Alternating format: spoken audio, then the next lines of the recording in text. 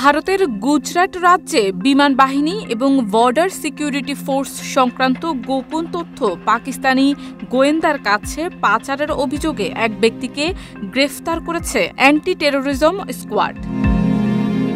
এই তথ্য নিশ্চিত করেছেন গুজরাট এটিএস এর ঊর্ধ্বতন কর্মকর্তা কে সিদ্ধার্থ। এটিএস জানায় ২৮ বছর বয়সী গোহিল নামের ওই ব্যক্তি ২০২৩ সালে হোয়াটসঅ্যাপের মাধ্যমে এক নারীর সঙ্গে যোগাযোগে আসেন, যিনি নিজেকে অদিতি ভরদ্বাজ নামে পরিচয় দেন। পরে তদন্তে জানা যায় ওই নারী আসলে একজন পাকিস্তানি এজেন্ট এবং তিনি গোহিলকে বিএসএফ ও আইএএফ এর নবনির্মিত ও নির্মাণাধীন স্থাপনাগুলোর ছবি ও ভিডিও পাঠাতে বলেন।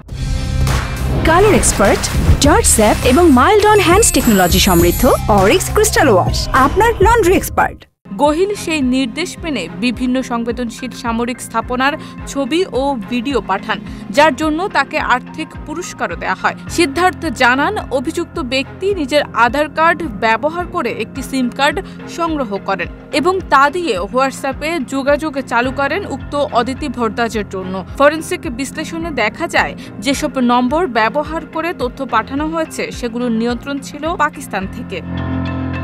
এটিএস সূত্রে আরও জানা যায়, গোহিলের কাছে নগদ ৪০,০০০ টাকা পৌঁছে দেওয়া হয়েছিল একজন অজ্ঞাত পরিচয় ব্যক্তির মাধ্যমে। প্রথমে তাকে তদন্তের জন্য ১ মে ডাকা হয় এবং জিজ্ঞাসাবাদে তিনি গুরুত্বপূর্ণ তথ্য স্বীকার করেন। এদিকে জম্মু ও কাশ্মীরের পেহেলগামে সাম্প্রতিক জঙ্গি হামলায় ২৬ জন নিহত হওয়ার ঘটনায় ভারত পাকিস্তান সম্পর্ক নতুন করে উত্তেজনার মধ্যে পড়েছে। এমন সংবেদনশীল প্রেক্ষাপটে এই গ্রেফতার শুধু উদ্বেগ বাড়িয়েছে তা নয়, বরং নিরাপত্তা ব্যবস্থা আরও জোরদারের প্রয়োজনীয়তার ইঙ্গিত দিয়েছে। এটিএস জানিয়েছে, গত কয়েক সপ্তাহে গোহিল সহ আরও অন্তত ১০ জনকে একই ধরনের অভিযোগে গ্রেফতার করা হয়েছে। এদের মধ্যে রয়েছেন একজন ইউটিউবার, এক ব্যবসায়ী এবং একজন নিরাপত্তারক্ষী। এসব ঘটনা ভারতীয় নিরাপত্তা ব্যবস্থার ভেতরকার দুর্বলতা ও অভ্যন্তরীণ তথ্য ফাঁসের ঝুঁকি সামনে নিয়ে এসেছে।